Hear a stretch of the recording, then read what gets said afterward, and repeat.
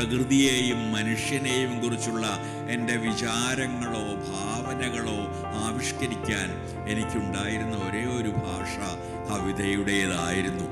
വയസ്സുകാലത്ത് ഒരിക്കലും ചെയ്യാൻ പാടില്ലാത്ത തരത്തിൽ കഥകളിലേക്ക്, കുട്ടി കവിതകളിലേക്ക് ഒക്കെ ഞാൻ യാത്ര ചെയ്ത് പോന്നിട്ടുണ്ട്. ആത്മകഥയിൽ ഞാൻ പറയുന്നുണ്ട്, എൻ്റെ അമ്മ മരങ്ങളോടും പശുക്കളോടുമൊക്കെ സംസാരിക്കുമായിരുന്നു.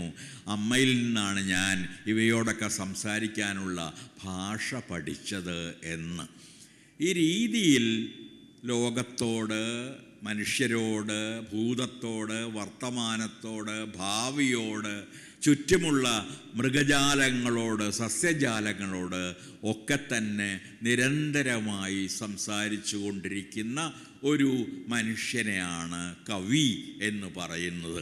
പുരുഷനെയല്ല, മനുഷ്യനെയാണ്. കവി എന്ന വാക്കും ഞാനിപ്പോൾ കവയിത്രി വളരെ കാലമായിട്ട് പലരും ഇംഗ്ലീഷിലും അത് വാക്ക് പോയി, പോയറ്റസ് എന്നാരും പറയാറില്ല. മലയാളത്തിൽ ഞാൻ വളരെ മുമ്പേ അത് ഉപേക്ഷിച്ചു, കവി എന്ന് പറയുന്നത്. അപ്പോൾ ആ രീതിയിൽ എന്തുകൊണ്ട് ഞാൻ നിരന്തരമായി എഴുതി എന്ന് ചോദിച്ചാൽ, എനിക്ക് സംസാരിക്കാൻ വേറെ ഭാഷയില്ലായിരുന്നു എന്നതാണ് സത്യം. എൻ്റെ അകവും പുറവും കാണിക്കാൻ, പ്രകൃതിയെയും മനുഷ്യനെയും കുറിച്ചുള്ള എൻ്റെ വിചാരങ്ങളോ ഭാവനകളോ ആവിഷ്കരിക്കാൻ എനിക്കുണ്ടായിരുന്ന ഒരേ ഒരു ഭാഷ കവിതയുടേതായിരുന്നു. ശരിയാണ്, ഞാൻ പലയിടങ്ങളിലേക്കും കവിതയിൽ നിന്ന് സഞ്ചരിച്ചിട്ടുണ്ട്. നിരൂപണത്തിലേക്ക്, പലതരത്തിലുള്ള സിദ്ധാന്തങ്ങളിലേക്ക്, രാഷ്ട്രീയവും സാമൂഹ്യവും എന്തിന് മതപരവും ആത്മീയവും പോലുമായ സിദ്ധാന്തങ്ങളിലേക്ക്. സമീപകാലത്ത്, ഈ വയസ്സുകാലത്ത് ഒരിക്കലും ചെയ്യാൻ പാടില്ലാത്ത തരത്തിൽ കഥകളിലേക്ക്, കുട്ടി കവിതകളിലേക്ക് ഒക്കെ ഞാൻ യാത്ര ചെയ്ത് പോന്നിട്ടുണ്ട്. പക്ഷേ ഈ യാത്രകളുടെ എല്ലാം ആരംഭം, ഒരുപക്ഷെ അവസാനവും എൻ്റെ കവിതകളാണ് എന്ന് ഞാൻ വിചാരിക്കുന്നു. അതുകൊണ്ട് ഈ അവിരാമം എന്ന ആത്മാഖ്യാനങ്ങൾ വാസ്തവത്തിൽ എങ്ങനെയാണ് ഒരു കവി അഥവാ ഒരു എഴുത്തുകാരൻ, അത് എഴുത്തുകാരിയുമാകാം, എൻ്റെ കാര്യത്തിൽ എഴുത്തുകാരനാണെന്ന് തോന്നുന്നു. എനിക്കും എൻ്റെ ജെൻഡറിനെ പറ്റി അത്ര ഉറപ്പില്ലാത്ത ഒരാളാണ് ഞാൻ. എനിക്കൊരു കാലത്തും ജെൻഡറിനെ കുറിച്ചൊരു തീർച്ചയുണ്ടായിരുന്നില്ല. കാരണം നമുക്കറിയാം, ഫെമിനിസ്റ്റുകളെയൊക്കെ വായിച്ചിട്ടുള്ള ആളുകൾക്കറിയാം, എല്ലാ പുരുഷന്മാരുടെ ഉള്ളിലും ഒരു സ്ത്രീയും, എല്ലാ സ്ത്രീകളുടെയും ഉള്ളിൽ ഒരു പുരുഷനുമുണ്ട്. അവരെ നാം വേറെ കാണുകയാണെങ്കിൽ, അല്ലെങ്കിൽ എല്ലാ സ്ത്രീകളും പുരുഷന്മാരും ഒക്കെ ആ തരത്തിലുള്ളൊരു ലിംഗവിഭജനം വളരെയധികം പ്രാഥമികവും ഒരുപക്ഷെ പ്രാകൃതവും ആയ ഒരു രീതിയാണ് എന്ന്. അങ്ങനെയല്ല, വാസ്തവത്തിൽ നമ്മുടെ മനസ്സുകൾ എവിടെയൊക്കെയോ ലിംഗാതീതമായി, മറ്റ് പല കാര്യങ്ങൾക്കും അതീതമായി എന്ന പോലെ നിരന്തരം യാത്ര ചെയ്യുന്നു. എനിക്കൊരു സ്ത്രീയെപ്പോലെ വികാരം കൊള്ളാനോ, ഒരു സ്ത്രീയുടെ ജീവിതം എങ്ങനെയാവണം എന്ന് സങ്കല്പിക്കാനോ കഴിയും. ഒരു പുരുഷനെ പ്രണയിക്കുക എന്നാൽ എന്താണ്? അതിൻ്റെ ഒരു കവിത തന്നെ അങ്ങനെയുണ്ട്. ഒരു സ്ത്രീയെ പ്രണയിക്കുക എന്നാൽ എന്ന് പറഞ്ഞ് ഒരു പുരുഷനെ പ്രണയിക്കുക എന്നാൽ എന്താണ് എന്നുള്ള ഒരു കവിതയും എനിക്കൊരു പക്ഷേ എഴുതാൻ പറ്റിയേക്കും. അങ്ങനെ ഈ നാം ഉണ്ടാക്കി വച്ച എൻ്റെ സമീപകാലത്തൊരു ലേഖനം, സാഹിത്യം ഒരു സമന്വയ കല എന്നതാണ്, കവിത ഒരു സമന്വയ കല എന്നതാണ്. അപ്പോൾ നാം ഉണ്ടാക്കി വച്ച ഈ വൈരുദ്ധ്യങ്ങൾക്കപ്പുറത്തേക്ക് മനുഷ്യൻ മൃഗം, അല്ലെങ്കിൽ മൃഗം സസ്യം, അല്ലെങ്കിൽ നേരത്തെ പറഞ്ഞതുപോലെ ഭൂതം, വർത്തമാനം, ഭാവി, രണ്ടും പോരാഞ്ഞിട്ട് മൂന്ന് കാലങ്ങൾ, അതിനിടയ്ക്ക് വേറെ കാലങ്ങളും ഉണ്ട് നമുക്കറിയാവുന്നതിൽ. ഇംഗ്ലീഷിലൊക്കെ ആണെങ്കിൽ ഒരുപാട് കാലങ്ങളുണ്ട്. ഇങ്ങനെ നമ്മളതുപോലെ ഒരു സാമൂഹ്യമായ കല, വ്യക്തിഗതമായ കല, ഇങ്ങനെ അനേകം വിഭജനങ്ങൾ തൽപര കക്ഷികൾ ഉണ്ടാക്കി വച്ചിട്ടുണ്ട്. പക്ഷേ കലയിൽ ആത്യന്തികമായി അത്തരം വിഭജനങ്ങളൊന്നും നിലനിൽക്കുകയില്ല എന്നാണ് ഈ 60 വർഷമെങ്കിലുമായി എഴുതിയതിൻ്റെ അനുഭവം എന്നോട് പറയുന്നത്. നമുക്ക് സൗകര്യത്തിന് വേണ്ടി വിഭജിക്കാം, ഭാവം രൂപം എന്ന് വിഭജിക്കാം, അല്ലെങ്കിൽ പ്രതിജ്ഞാബദ്ധമായ കവിത, പ്രതിജ്ഞാബദ്ധമല്ലാത്ത കവിത എന്നൊക്കെ വിവരിക്കാം. പക്ഷേ കവിതയിൽ നാം ചെയ്യുന്ന ഓരോ പ്രവൃത്തിയിലും വേണമെങ്കിൽ നമുക്ക് രാഷ്ട്രീയം കാണാൻ കഴിയും. ഞാൻ തിരഞ്ഞെടുക്കുന്ന വാക്കുകളിൽ, ഞാൻ തിരഞ്ഞെടുക്കുന്ന ആവിഷ്കാര രൂപങ്ങളിൽ, ഞാൻ തിരഞ്ഞെടുക്കുന്ന പ്രഭാഷണ വേദികളിൽ എവിടെയും നമുക്ക് വേണമെങ്കിൽ രാഷ്ട്രീയം കാണാം. അപ്പോൾ അതുകൊണ്ട് ഇതിനെ ഒന്നും ആ തരത്തിലുള്ള വളരെ ലളിതമായ ഏകമാനമായ അർത്ഥത്തിൽ കാണാതിരിക്കുക. അവിരാമം നിങ്ങളോട് പറയാൻ ശ്രമിക്കുന്നത് ഈ തരത്തിലുള്ള ചില കാര്യങ്ങൾ, ആത്യന്തികമായി ദാർശനികം എന്നൊക്കെ വേണമെങ്കിൽ പറയാവുന്ന ആ തരത്തിലുള്ള ഒരു, ഞാൻ ദാർശനിക ഔന്നത്യങ്ങളെക്കുറിച്ചൊന്നുമല്ല പറയുന്നത്. ആത്യന്തികമായി എൻ്റെ കവിതകളും ഒന്നിച്ചു വായിക്കുന്ന ഒരാൾക്ക് മനസ്സിലാവും അതിലൂടെ ഞാൻ എന്തോ പറയാൻ ശ്രമിക്കുന്നുണ്ട്. ഈ മനുഷ്യരും പ്രകൃതിയും പ്രപഞ്ചവുമൊക്കെയായുള്ള ബന്ധത്തെക്കുറിച്ച്, ഈ മഹാപ്രപഞ്ചത്തിൻ്റെ മൂലയിൽ ഒരു ചെറിയ ഗ്രഹത്തിലിരിക്കുന്ന ഒരു ചെറിയ മനുഷ്യൻ്റെ അഹന്തയുടെ അർത്ഥശൂന്യതയെക്കുറിച്ച്, ഈ പ്രപഞ്ചത്തെ ഒരിക്കലും പൂർണ്ണമായി അറിയാൻ കഴിയാത്ത ശാസ്ത്രത്തിൻ്റെ പോലും അഹങ്കാരത്തെക്കുറിച്ച് ഞാൻ പലപ്പോഴും അങ്ങനെയൊക്കെയാണ് ആലോചിക്കുന്നത്.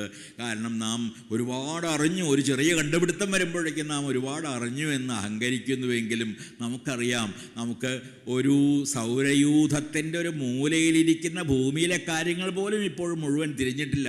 അതുകൊണ്ട് ഈ മഹാപ്രപഞ്ചത്തെ മുഴുവൻ അറിയാൻ കഴിയുമോ എന്നെനിക്ക് യാതൊരു തീർച്ചയുമില്ല. അതിനെ നമുക്ക് ദുർജ്ഞേയതയെന്നോ അജ്ഞേയതയെന്നോ ഒക്കെ നമുക്ക് വിളിക്കാം. നമുക്ക് മുഴുവനായി അറിയാൻ കഴിയാത്ത എന്തോ ഒന്ന്, ആ മുഴുവനായി അറിയാൻ കഴിയാത്ത ഈ പ്രപഞ്ചത്തിൻ്റെ ചെറിയ ചെറിയ രഹസ്യങ്ങൾ കണ്ടുപിടിക്കാനുള്ള വളരെ നിസ്സാരമായ യാത്രകൾ ആയിരുന്നിട്ടുണ്ട് എൻ്റെ ജീവിതം. അതുതന്നെയാണ് നിങ്ങളുടെ ജീവിതവും എന്ന് ഞാൻ കരുതുന്നു.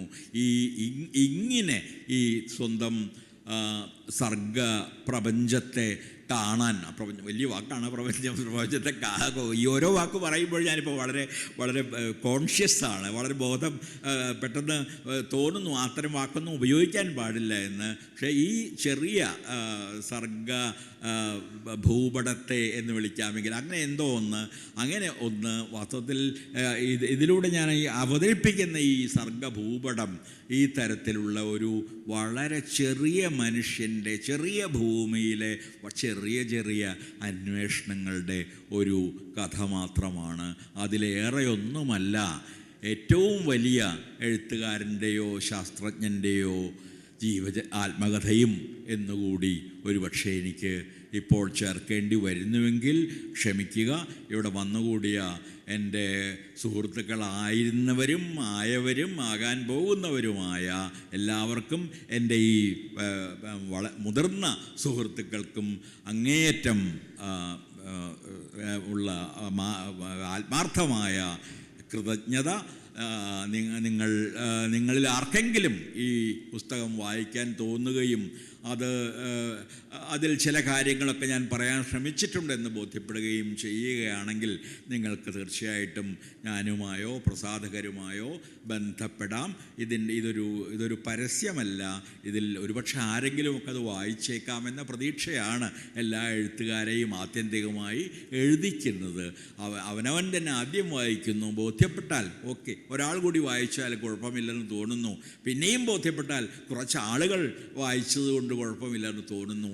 ഈ തരത്തിലുള്ള ചെറിയ ചെറിയ ലോകങ്ങളാണ് എല്ലാ എഴുത്തുകാരും നിരന്തരമായി സൃഷ്ടിച്ചുകൊണ്ടിരിക്കുന്നത് എന്ന് ഞാൻ നിശ്ചയമായും കരുതുന്നു.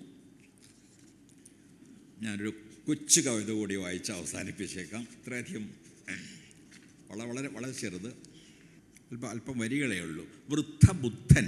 നിങ്ങൾക്കറിയാം, എൻ്റെ കവിതയെ വായിച്ചു എല്ലാവർക്കും അറിയാം, ആദ്യം മുതലേ എൻ്റെ കവിതയിൽ നിറയെ ബുദ്ധനുണ്ട് എന്ന്. അതിന് ഒരുപാട് കാരണങ്ങളും ഉണ്ട്. അതൊന്നും ഞാനതിന് മൈത്രിയെയോ കരുണയെയോ ഉപേക്ഷയോ മുരിതത്തെ പറ്റിയൊന്നും പ്രഭാഷണം നടത്താൻ പോകുന്നില്ല.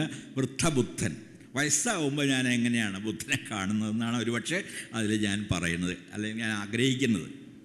എനിക്ക് വേണം ഒരു ബുദ്ധൻ, നാട്ടുകാരൻ, സമകാലികൻ, 90 കഴിഞ്ഞവൻ, ആലില പോലെ വിറയ്ക്കുന്നവൻ, വീഴാൻ മാത്രം പഴുത്തവൻ, രാഹുലൻ്റെ അച്ഛാ എന്ന് വിളിച്ച് എൻ്റെ പ്രായക്കാർക്കും തോളിൽ കൈയിട്ട് നടക്കാവുന്നവൻ, ധ്യാനം കഴിഞ്ഞ് തിരിച്ചുപോയി വൃദ്ധയായ യശോധരയുടെ നെറ്റിയിൽ ഉറക്കത്തിൽ ഒരു ഉമ്മ കൊടുക്കുന്നവൻ, എല്ലാ വിശപ്പുകളും കെടുത്തുവാൻ അടുപ്പ് കൂട്ടി അതിൽ തീയായി ആളുന്നവൻ, എല്ലാ വിശപ്പുകളും കെടുത്തുവാൻ അടുപ്പ് കൂട്ടി അതിൽ തീയായി ആളുന്നവൻ, കെടാത്തവൻ. നിങ്ങൾക്ക് നന്ദി. എൻ്റെ പങ്കാളിയും എൻ്റെ കൂടെ വന്നിട്ടുണ്ട്. അവർ കൂടിയാണ് വാസ്തവത്തിൽ എൻ്റെ ജീവിതം ഉണ്ടാക്കിയതും എൻ്റെ ഈ ആത്മകഥ ഒരർത്ഥത്തിൽ എഴുതിച്ചതും. അവർക്കെല്ലാം നിങ്ങൾക്കെല്ലാം ഒരേപോലെ തന്നെ എൻ്റെ സ്നേഹം പങ്കിടുന്നു. ഇത്തരത്തിലുള്ള അവസരങ്ങൾ എനിക്ക് വേണ്ടിയല്ല, മറ്റെല്ലാ എഴുത്തുകാർക്കും വേണ്ടി ഉണ്ടാകട്ടെ എന്ന് ആത്മാർത്ഥമായി ആഗ്രഹിക്കുകയും ചെയ്യും.